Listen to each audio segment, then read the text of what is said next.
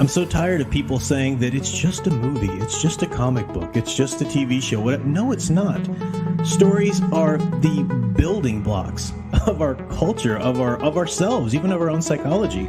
We are a product of the stories we tell ourselves about our own past and the experiences on a daily basis, but also the stories that we choose to spend time with. What types of values or feelings or whatever are they promoting? What types that we like to spend our time around? They're going to shape us. They're going to shape our personality and character, and they're going to shape our perception of the world and the acts and behaviors that we put out into the world. And people don't understand that. They go, it's just a movie. It's just this. I can like and promote whatever I want. Well, of course you can, but you should pay attention to the responsibility that you have. Consume stories responsibly. As a member of society, as a human being, responsibility to yourself. Consider the consequences. You need some balance. You need some certain criteria that is going to make sure you're promoting the right kind of works, or at least have thought through the type of work that this or that story is going to do in our culture, and then make your own decision whether or not that's something you want to support. Consume stories responsibly. Consider the consequences. Consume stories responsibly.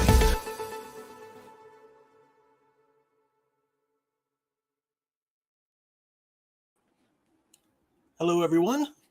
I'm Professor Geek. Welcome back to the channel. And welcome to another Office Hours stream. Welcome to the Father's Day Office Hours stream. Seeing some, I'll welcome the chat here in a second. Thank you guys for the super chats and whatnot. Seeing the camera act up a little bit. Let me do two quick things here just to see. My dear sound engraver, want to make sure that you are on 6686 and not 6877. You want to be on 6686. That's what you want to be on. Wi-Fi stuff. Let me check one more thing here. Been troubleshooting a lot this week. Thought I had it figured out. There's something going on here. So,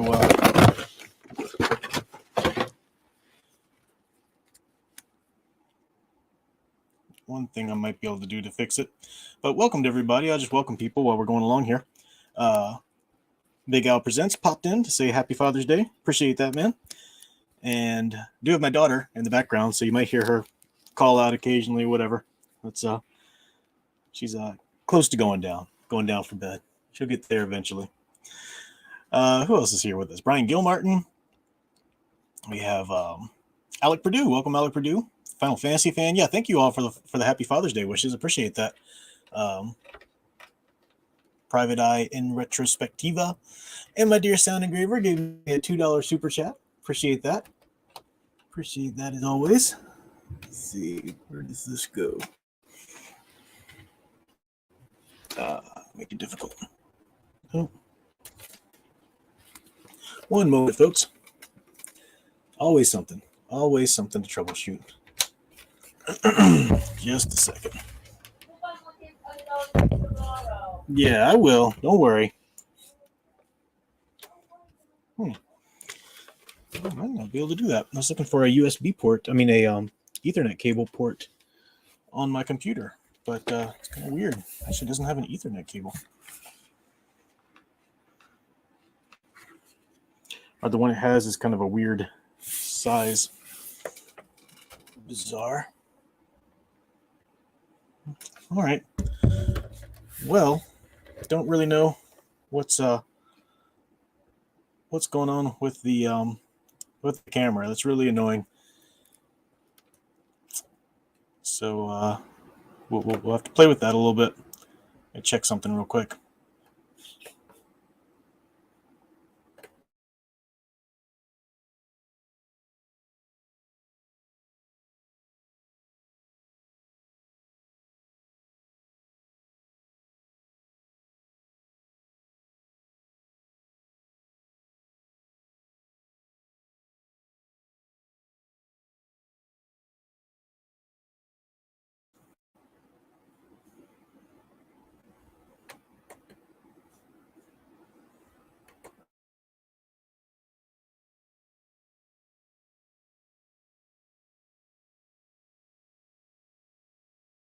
Out of the live stream once you've started it later.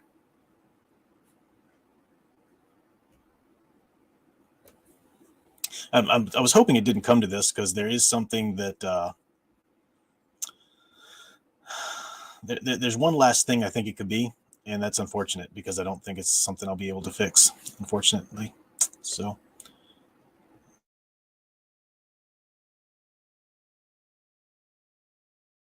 Anyway, Alec Purdue for another $5 super chat said there had better be some sort of mention of the boy and the beast, son of Godzilla or Master Splinter from TMNT, or I'm out of this stream. I hadn't planned on talking about them, but you are right. You sent me the Boy and the Beast film, and it was really quite well done. Haven't watched Son of Godzilla. I know. Don't get mad. But Splinter is a great father figure. Splinter is a great father figure. I was thinking of a lot of them, and a lot of them tend to be adopted father figures. Even Jonathan Kent or Alfred. The ones I've already mentioned and talked about. So we'll see there. But finish welcoming the chat there. Elf Runner, Alberto DeSantis, Nathaniel Zalozball, DFL Studios, many more people. Welcome to everybody. So appreciate the Father's Day wishes. Gonna have a good Father's Day morning with my daughter. So, where to start here? I do have a couple of fictional fathers to mention. And I know that there's a lot more, and we could be here talking. We could be geeking out about our favorite fictional fathers for a long time. So you guys, tell me, what fictional fathers, like Alec Purdue did. Feel free to drop your favorite fictional fathers in the chat as well. I've got a couple I'll talk about, and maybe we'll talk about some other ones. But first, I think it's important to define what fatherhood is. Because, when I say Happy Father's Day, I don't just mean to people who are biological fathers, obviously adopted fathers, stepfathers as well, but also, people who might serve as the best father figure in a person's life, or an important father figure in a person's life. Sometimes you might be the uncle to a child who doesn't really have a father, or not a very present father, or something like that. Certainly grandparents sometimes have to serve as fathers and mothers. So what really defines fatherhood then? It's the same thing that defines motherhood, except fatherhood is in a very specific context. We act it out in a specific way because men are different. And fatherhood, the role of fatherhood is different. And it really boils down to one simple phrase. One very simple phrase that is very easy to understand, but it's so hard for people to actually put into effect. Our culture today writhes and bristles and hates this phrase. Our culture today hates this. And it's very hard for even individuals to act in this manner. And that phrase is very simple. Self-sacrifice. Self-sacrifice is what fatherhood is all about. And even good men can have a problem with that. I do Bible studies too, and I teach Bible studies and whatnot. And I was putting together one thinking about, fatherhood from the Bible, for example. And the Bible, just, to give this example before I get on to fictional characters, we have so many great examples of wonderful heroes in the Bible, like godly men of faith, people that the scriptures themselves, the Bible itself, praises as people, as men of faith. Noah, King David, and many more. But these individuals were really kind of crappy fathers. Noah wouldn't even circumcise his kid, as according to the covenant. The things that happened there. David didn't act on his children in any way. His children are horrible, behaving horrible. He doesn't act or shield them or teach them. And you think about, okay, well, think about that today. Why is it that some people have such a hard time, especially men, right? Because women have that immediate connection, hormonal connection with the child. I mean, the child literally came from a woman's body. So she's got this immediate hormone connection with it, Chemicals are going there and whatnot to strengthen that. The child is dependent upon her body, for a while. But the man is called to provide for his family A father is called to go out and provide for the family, to protect the family. So the father's role isn't always necessarily right there at cribside. It can be, and it needs to be to a certain degree. You don't want to be distant from your kids, but a father's role to a certain degree is, to go out into the world and do the protecting, providing, and so forth. So it's easier for people as fathers to get a little too caught up in their own life, and they don't want to lay their life down. They don't want to do the self-sacrifice. What? Yeah, okay, we'll put it back together. Um, Self-sacrifice means putting another's well-being above your own, putting another's interests above your own, maybe having to not do the things you want to do that night, do the things you want to do ever in your life. Dreams you had before having a child often have to be altered, quite a bit altered, because you can't go out and live just for yourself in the same way if you have a child. And I don't even mean that selfishly. A single person is able to it's not necessarily a selfish thing for a single person to kind of just go where they feel led. They can, and it's fine, decide what they want to do with their evening. Hopefully they're altruistic and whatnot, but fathers can't do that. Mothers can't do that. Fathers can't do that. There's a certain, it always has to be a factor in every decision you make, your child's well-being. And that doesn't just mean, because there are always ways to justify that. The absentee fathers would say, well, I've been working my butt off so I can provide a good education and a good life. Well, if you're not there, then screw your education and all of that. You need to be there. You need to teach and protect there in person and teach them how to be men, or teach them how men should treat women if it's a daughter and so forth. You need to be there. And our culture says no to that. Our culture says don't even have kids at all, right? Our culture says, hey, just, that's the central appeal. This is why the idea of abortion will never be eliminated. People will always fight for it, because abortion means that there are consequences to actions, and there are all different kinds of cases and angles and aspects to that, but it all comes down to, is the life of a child worth it? Is the life of a child more important than your comfort, than your not wanting to be inconvenienced? Is the life of a child more important? And you hear people say that all the time. Well, if I had a child, I never would have been able to work on my career if I didn't have this abortion. What was the actress saying that? I mean, wow, that's what we've come to. Self-sacrifice is important, not just for parents, but the reason why I think we celebrate Mother's Day and Father's Day and whatnot is because self-sacrifice is the secret decoder ring of humanity, right? We are social creatures. We're not called to just live for ourselves, by ourselves, solely doing what we want all the time, just for ourselves.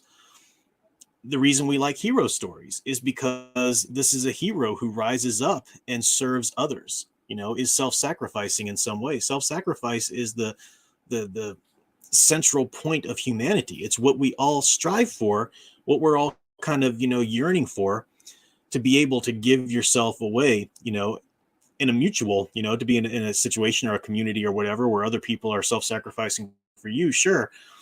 But that's what we're called to do as humans. And we are so resistant to it because it's also the scariest thing to do. Self-sacrificing means you're not going to fight for your rights or your the things that you want, your dreams and everything. Now, I'm speaking in kind of general terms here. Obviously, it doesn't mean once you're a father, if you're a good father, you don't do anything you want to do for the rest of your life. Don't have any dreams. Of course not. Of course not. I'm just speaking in general. Culture says no against it. I do plenty of things, but having my daughter, especially having her as a special needs child, means that I am limited. I do have to work jobs where I can stay home. It's one of the reasons why I do the YouTube channel. I do have, I teach online, for the most part, especially, more recently and whatnot. She can't be put in school because she doesn't have the capacity to tell me if something ever happened to her. If somebody ever mistreated her, heaven forbid, did anything to her, she wouldn't have the capacity to be able to tell me that. And I refuse to go trust, first of all, I know some people just have to be in public schools I get it, and I'm sorry. I hope, and I know some public schools are better than others, but public school is evil. Let's just flat out say that in general, even if a child can tell you something that's happened to them. So so yeah, I don't have that, homeschool and whatnot, and that does set parameters for my life. Now I still get to pursue my interests, still get to have a happy life within that, but it sets parameters that are priority, and they're priorities, and they're inflexible, they're not non-negotiable. And if you love your child, then you work within that, and you're there with them. And even people who have neurotypical children, you get home from a day of work, or you're finished doing something, you're tired. The last thing you want to do is have them sit on your lap and play some silly, stupid game or whatever, but you do it because you're a father, for crying out loud. You're there to show your children that they're worthy of interest. They're worthy of your interest. They're worthy of your self-sacrifice. And differently, for a son or a daughter, sons need to be taught how to be men. That's not something that just naturally happens. A lot of people are having to look to other father figures in their own father just to learn how to be a man. A lot of fictional characters teach us this, thankfully, the ones that are still left and haven't been deconstructed. But young girls, they need to know that how a man should treat a lady. They need to know, uh, like there's been all kinds of great sayings about, fathers that, I mean, it's the stereotype, right? The girl who's out there just making a mess of her life has daddy issues, serious daddy issues, right? Because she never had a father who respected her and took the time to really be there as a father and be that man role, protector role in her life. And people can work around that, of course, with therapy or with finding other father figures. Sometimes it's in religion or fictional characters and whatnot, but that's what's necessary about it. So I wanted to just spend out the time that I had to do that, lay out the parameters there in terms of the definition, because now we can talk about some of the fictional characters that I've got in mind. One of the fictional characters, the first one, and I want to hear what you guys say about it too. But one of the fictional characters I have in mind, I've talked about it a little bit before, but I talked again about Jonathan Kent, a couple of streams ago. I talked again about Alfred a couple of streams ago. So I think I'm merited in talking a little bit more again about this one character, because I'm so blown away in terms of inspiration by this character. And that's Man at Arms. Man at Arms from Masters of the Universe. Both in the 80s, wonderful 80s seminal filmation series, but also in the remake they did around the 2000s there. I'm mostly going to talk about the 80s series, although a lot of things I'm going to say about the 80s series does apply to the 2000 series that I know a lot of you guys prefer. But Man at Arms, here's a man who's an adopted father. Right? He's not a family man. He's a soldier. He's a guard. He works for the king, and he comes across this infant, little girl, and we find out later that the sorceress has chosen him to raise her daughter. It's this little girl, and he takes her, and he sees this little helpless child. It's not even his biological child, in which there are some sort of biological tendencies to kind of strengthen a bond there. And that's real heroism. Somebody who loves a child that's not their own, stepfathers, adoptive fathers, or whatever. And he accepts this little girl as his own. And you can tell in the cartoon that he really does give his life for Tila, because Man at Arms allows Tila to be the captain of the guard. He allows her to achieve some sort of level of authority. In the different tellings of He-Man are different as to whether he was ever the captain of the guard before or something like that. But he's content to be the inventor, and that's not what he'd been all of his life. He'd been a soldier. He trains her, he cares for her, and he's able to let her, I'm going to say, surpass him. I don't necessarily mean that in every sense of the word, but in terms of an authoritative role in the palace, right? She's captain of the guard, and he does what he loves, inventing and whatnot, but he stays in that supportive capacity. Now he's a vital character to all of their missions. He's a vital role, and Duncan is his first name. You wouldn't have a He-Man series without Duncan. I don't even think the dynamic of He-Man as a hero would work without Duncan, because not only is Duncan such a great father to Tila, and I even saw this as a child watching the show, I also was just blown away by how much Duncan is just a natural father figure to He-Man himself. Prince Adam isn't able to really gain his own father, the King Randor's approval, because he has to play this game and pretend that he's Prince Adam. But Duncan's in on the secret, and you can see Adam, you can see He-Man look to Duncan so many times for wisdom, for just support, sometimes just that general approval. Hey, I'm here for you. Sometimes if He-Man messes up or Prince Adam messes up, Duncan will be there to, kind of correct and whatnot. But it's a person who, it's a perfect example. Like, he doesn't lead a horrible life. He does the things he wants to do. He's interested in these inventions or whatnot. He's vital in that role, but he's content to let his daughter be who she was. He didn't try to curb her interest and make sure she didn't want to be a soldier. He didn't force it on her either. He grew and let her be who she was, and he supported that and taught her how to be a woman, right?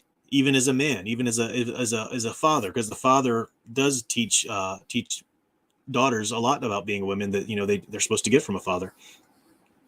Obviously, not the same thing that a mother can teach.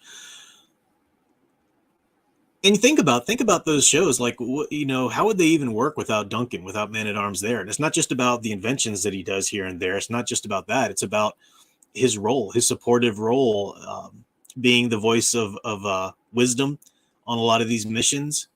Even though He-Man is the powerful one, and He-Man's got the virtue, He-Man's totally aspirational. Aspirational heroes need the father figure, just like Superman needs Jonathan Kent, or the memory of Jonathan Kent, the guiding voice of Jonathan Kent in his head. He-Man needs Duncan, needs Man-at-Arms. And you mentioned Splinter, Alec Purdue. I mean, it's the very same thing with the Ninja Turtles. I'm thinking about both the great, wonderful, iconic 80s series, that's my favorite, but also the 2003 remake, I think it was.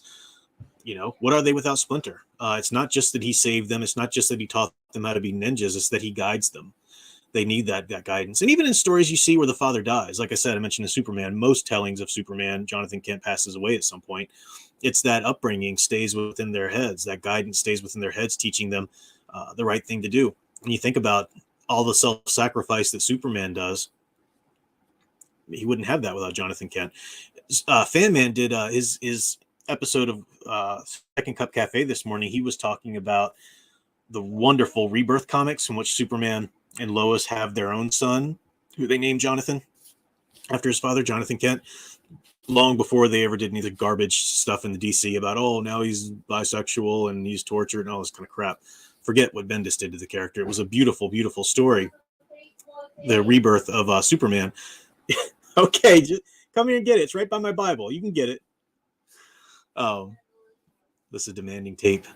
She likes the sensory ability to peel and stick and tape up books and stuff like that. So you need that guiding voice, and Superman wouldn't be the father that he is. And you can listen. I won't go into Superman Rebirth because Fan Man did such a great job with it. But you can, you can listen to that. But you can imagine he wouldn't be the father he is as Superman without Jonathan Kent there. A lot of people say when I talk about the Superman and Lois just isn't past. No, it's a horrible show. The straw man that people say, what's wrong with him being a husband and father? Like that's what I said is wrong with it. Nothing. In fact, that's great. Show me a show that does it right, because Superman and Lois isn't the one that does it right. It does not. It's not. So you take some great examples of that there.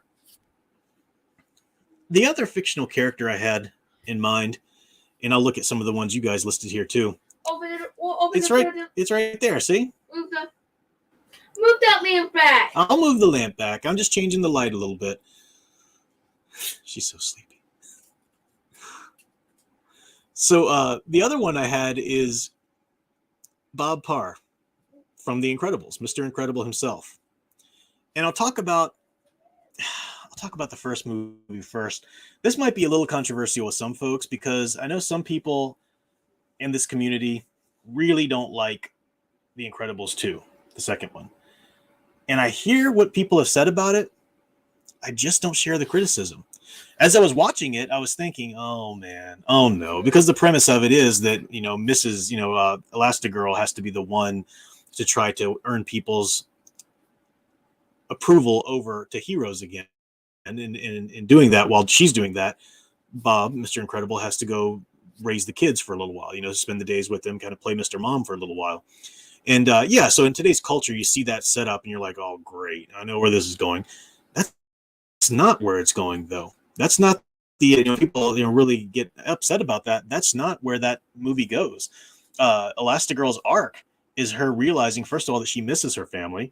Try showing a working woman missing her family in today's culture. That's unheard of, right? No, she's supposed to be empowered and all this kind of nonsense. And she can't do it alone. That's her arc. She realizes in the end, she can't go out there and just be her and achieve the heroism. She needs her family. She needs Bob, her husband. She needs the kids there with her. So that's a great arc. And then for Bob, though, he's who I want to kind of talk about here, because the first movie, classic, The Incredibles, is one of my favorite superhero films. So great. And what Bob realizes is that he can't deny who he is. He can't just go out and live for himself, right? He does that at first when he's able to be the hero again, through these machinations. I won't go into all the details and spoil it for people, but he's able to be a hero again, and suddenly he's so fulfilled because he's not denying himself anymore. He's truly he's fulfilling the role that he himself is called to fulfill, which is be a hero. And once he does that, he's able to be so much more present for his family. You see that there's a wonderful montage in which he treats his wife better. He's there and present for Dash and for Violet even better. He's in fulfilling his role and not denying the role he's called to do. Specifically, he's able to be there more for his children. So a lot of people take that the wrong way. They think, see, I need to do self-care and I need to be all about me. Okay. In doing that, are you being there for your children and your family more, or is that just an excuse to go do the stuff you want to do? So The Incredibles, the first movie, is a great example of that. The second film is a perfect step in his development from learning that in the first movie. Now the second film is learning more about self-sacrifice. Okay, it is important, Bob, that you accept the role that you've been called for. You don't deny what you're here on earth to do. That's important. But what about times when you can't do it? Are you going to be able to sacrifice that at times to be there for your family? And you see him having to teach Dash math and change Jack's diapers, and do all these things and help Violet through dating and stuff like that. And it's difficult, sure, but he gets through it, and it's not something that he's permanently called to. That would be a horrible film if that was the lesson behind it. But he has to learn that sometimes he has to sacrifice that. At times family takes priority. Family always takes priority. And even knowing that you have to embrace what you're called to do in life, your own specific role in life, it's necessary that you embrace that. Even before that, what trumps even that is the ability to self-sacrifice when necessary. Family, being a father, being a mother, is all about self-sacrifice. And our culture can't handle it, especially the ideologies in our culture. They don't want that. They want everybody feeding themselves. They want everybody navel gazing. They want everybody focused on themselves, so that let's just be honest, the government can have more control over you. They don't want people thinking about others. They want them to sacrifice that role to the state. It's pretty disgusting how that goes. I've got some other examples, but let me take a look at the chat a little bit. And I have seen a couple. I asked you guys to mention some favorite fathers figures of your own, in fictional characters and whatnot. Let me just pull out a few here. Final Fantasy fan mentions Odin, whether Marvel Comics or Norse mythology. Interesting. Odin's a fascinating character. There's actually a story of Odin who, and this is, Norse mythology that developed completely apart from Christian, theology or whatever.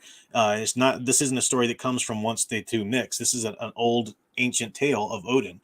There's a story in which Odin had to hang himself on a tree and sacrifice himself to Odin, to himself, for the sake of mankind in Midgard. And you see the similarities there. Again, you can think what you want to about Christianity or whatever, but I'm just trying to point out that this idea of self-sacrifice is just central to who we are as humans. It even shows up in other religions, Odin is a fascinating father figure, and he certainly was. I loved Odin in the MCU. I'm glad he died off before they decided to make a mockery of everything. Definitely. Mufasa, yeah, people like Mufasa. He was a great father. He was a great father. Yeah. Batman, you mentioned Batman. I'm glad you mentioned that. Batman is a good father figure. And it's something, Batman's an example of a character who really struggles sometimes with self-sacrifice because Batman is incredibly driven. Batman has this mission and nothing can stand in the way of this mission. It's this promise he made, at the grave of his parents, that he's going to help other people so they don't have to suffer the way he did. And that's just his driving force. And yet when he takes on Dick Grayson as his ward, he has to slowly learn, I can't just go out every night. There's some great stories. This was in what was the Jeff Loeb Tim Sale collection? I've got it over here or in the other room. I think it was Nightfall or something. No, not Nightfall. I forget what it was called, but it was the story of Bruce Wayne taking on Dick Grayson as his ward and Dick Grayson becoming Robin and so forth. And we've seen this sort of reflected in some other good incarnations. The first season of Young Justice, for example, had this, where Batman's nightly routine is to go out and save people, and Alfred has to tell him, you have a young man here who's desperate for a father figure. Maybe it's not so important that you put on the cowl tonight. Maybe it's important you pick up a basketball and go be there for Dick, and then that was a wonderful scene in Young Justice, for example. And then they had one of the things I loved about that book that I can't remember the name of there, the Jeff Loeb Tim Sale book about Robin, is that Batman sees young Dick Grayson's parents murdered, and he's going out every night to try to capture these people that killed Dick Grayson's parents. And he thinks that's the best thing he can do for young Dick Grayson. I'm not a father, I don't do this, but I am Batman, and that's the one thing I can do for this kid is give him justice, give him the thing that I never got. And he has to learn, no, being there for him is more important than going out and getting justice for him. Being what he needs, not what you think he should need. That's what real love is. Being there for treating people the way they want to be treated. In terms of what they need. For the father figures. So fascinating. So Batman's a great example. I have to stop right now and just thank profusely Mr. Ed Starr for a crazy super chat. Thank you so much, sir. That is very very generous of you, and it's very much appreciated for this father, especially for a father who's planning a wedding with my dear sound engraver. So thank you so much for that. Your comment: the first season of The Simpsons was notable for Homer being a good father, interested in family togetherness. Stupid Homer happened later as the writers turned him into the butt of every joke. I had heard something about that. I'm glad to see you kind of confirm that. I had heard something about that.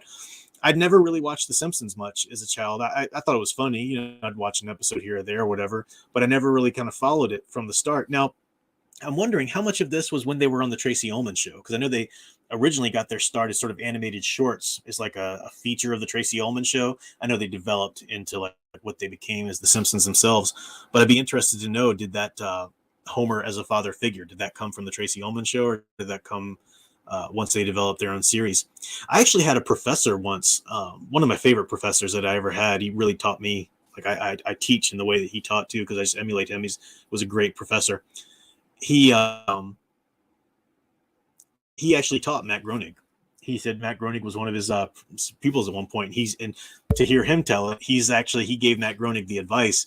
Matt Groening was wanting to be a cartoonist, and he was like, had all these great ideas for a writer, but he said, I need to learn how to do the art. And my professor Leo was like, just farm it out. Stick with your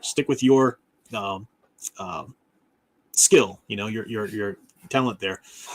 And teachers are great father figures as too. So thank you again, Ed Starr. I really appreciate that. Very kind of you. Much appreciated. Teachers are great father figures, to a lot of people. Not in the same way. A teacher can't do everything, be there for a child in all the ways that a father needs to be. But sometimes, you work with what you've got. Thank you too to Andre Hernandez for a $5 super chat. How about when the main characters grow to become fathers themselves? Superman, Luke Skywalker. They even named their sons after the important people. Yeah, I don't know if you may have just joined us a little late, but I was just talking earlier about Superman, in the Rebirth comics, naming his son Jonathan after his father. And you're right, Luke and Mara naming their son Ben, after Ben Kenobi.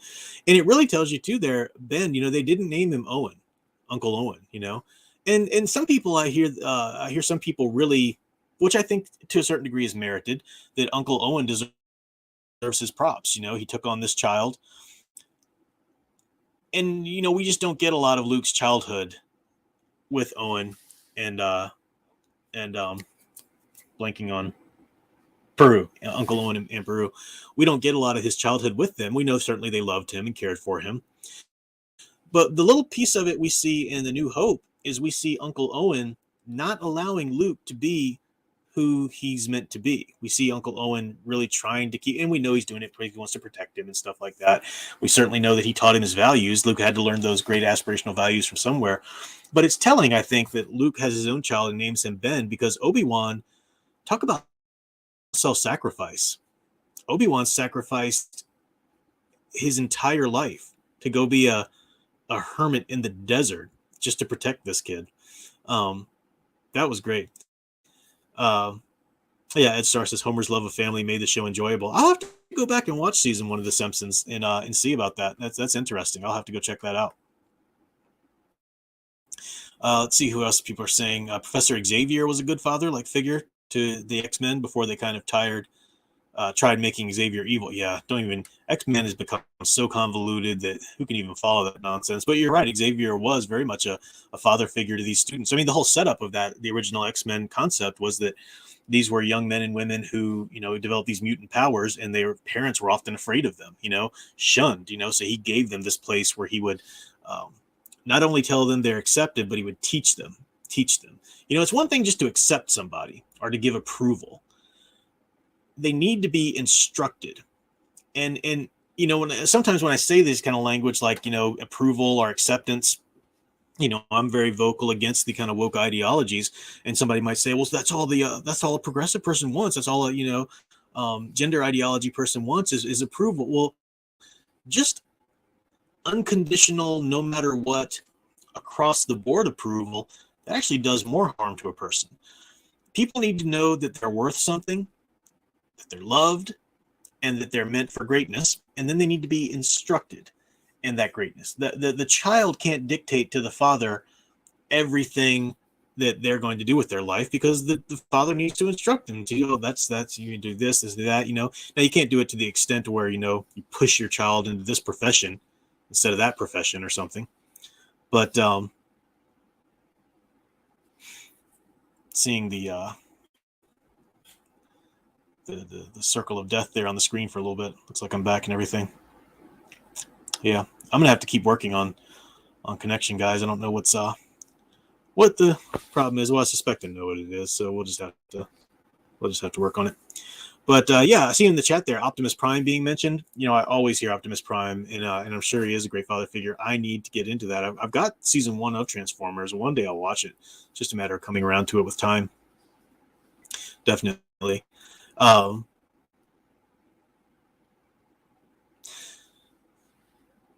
haven't gone so far into the EU to really get, because I know like there's I know that one of Han and Leia's kids kind of falls to the dark side for a little bit, so I'm not I can't really speak so much about their the EU parenthood, because I haven't gotten that far into that era of the EU yet, but I know that's there.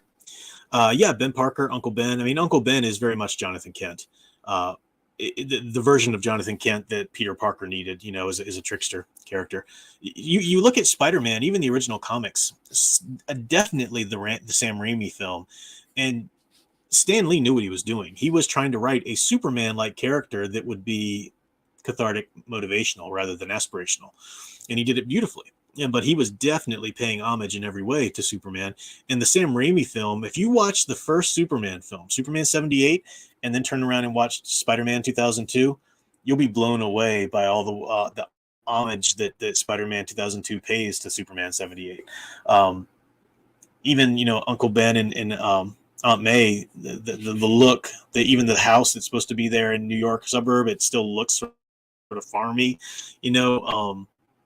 There's the scene that mimics the helicopter scene. It kind of pays homage to that when Green Goblin attacks, the balcony there, and Mary Jane is falling from it in a similar way that Lois Lane fell from the roof and whatnot. So, yeah, it's interesting. It's interesting. Um, Never watched Power Rangers, so I can't really speak to that. I'll take your word for it. Let me go back and see a couple more.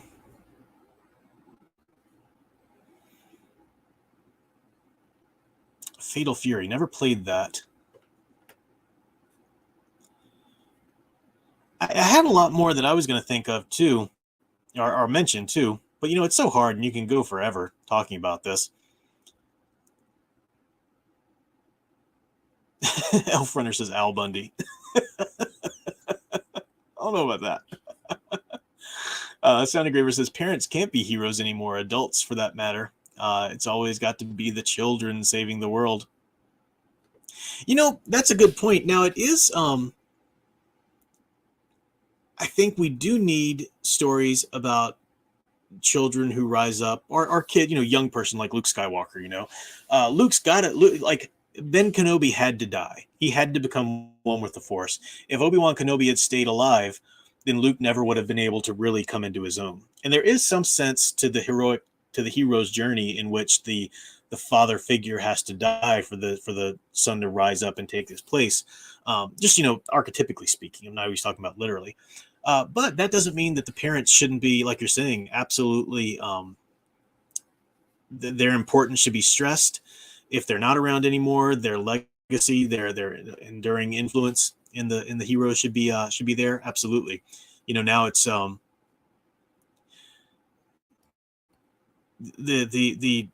ideologues today like to paint every father figure as the tyrannical father. Because you have the benevolent king and the tyrannical king, or the benevolent father and the tyrannical father. Archetypically speaking, for hero stories. And the ideologues today don't really know what a real benevolent father is. They have no concept of that, so you don't see it reflected a lot in stories. You see you see in the news stories anyway. The news stories where the hero usually just has to, usually a woman hero just has to be accepted for who she is in every way possible. The original Little Mermaid, take that for example. King Triton in the original Little Mermaid, was he a little too protective? Certainly. He had to kind of learn his lesson a little bit, in the end. But he desperately loved Ariel. Loved all of his daughters, but loved Ariel. That was never questioned. He was never a tyrannical father. He was, a little overprotective at times. I mean, if you ever been a teenage daughter with a father, I hear this all the time from, girls who seen that movie, the original animated film. And what did the garbage remake do of it? Oh, he had to be, a horrible person, blah, blah, blah, whatever. Didn't play that up at all. Ariel wouldn't have been anything without her father, without his protection, without his approval of his love for her, whatnot.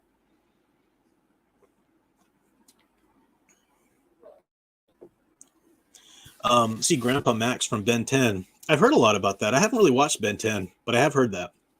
I definitely have heard that he was a great figure as well. So I mentioned Batman. Okay. Her plug came unplugged there for her tablet. I'm probably going to wrap up here in a second, but let me slip away for a second to get her sorted there, and I'll be right back, and then we'll.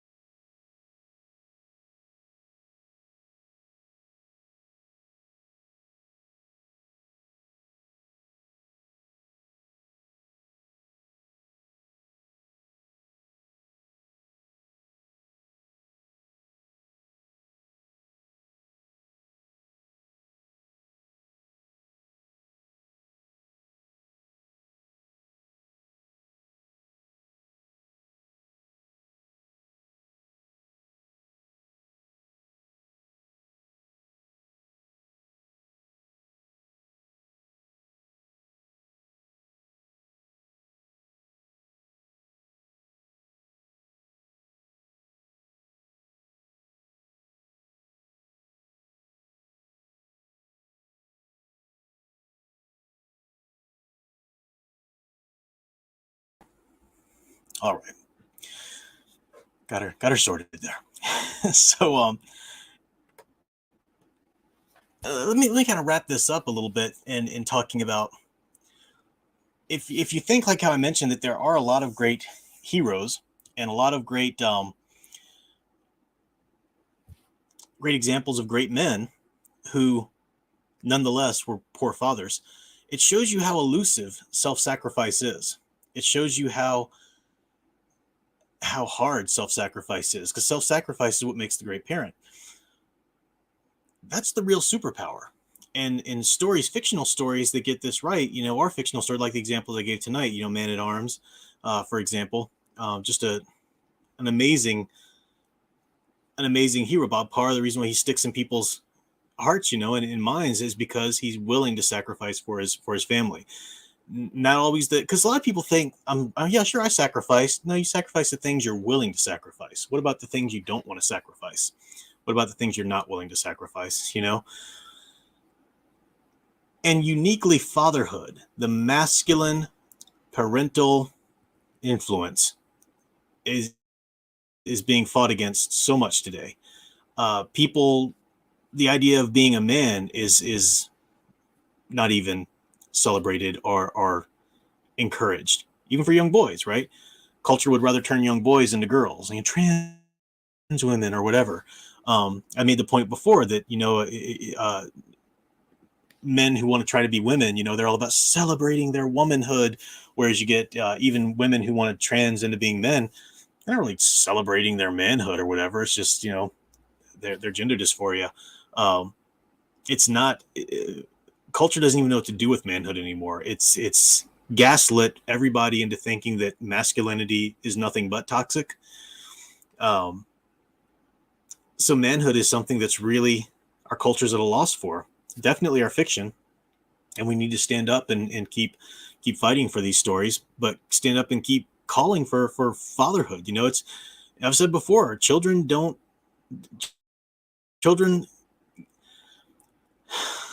there are unfortunate scenarios all the time in which a child has to be raised in a less than ideal environment, but a child needs a father and a mother. Not a mother and a mother, not a father and a father, but a father and a mother. And there can be people that have to come in and serve that role. Like I said, grandparents or uncles or whatever have to come in and be those kind of figures to children, but they need a father and a mother. That's human psychology. That's just human spirituality. That's the way we are made. No level of squeeing and kicking and screaming about your agenda is ever going to change that. And it's specifically the fathers that are really kind of shoved under the bus, far more than mothers. Traditional mothers, traditional fatherhood is being tossed aside way more than traditional motherhood.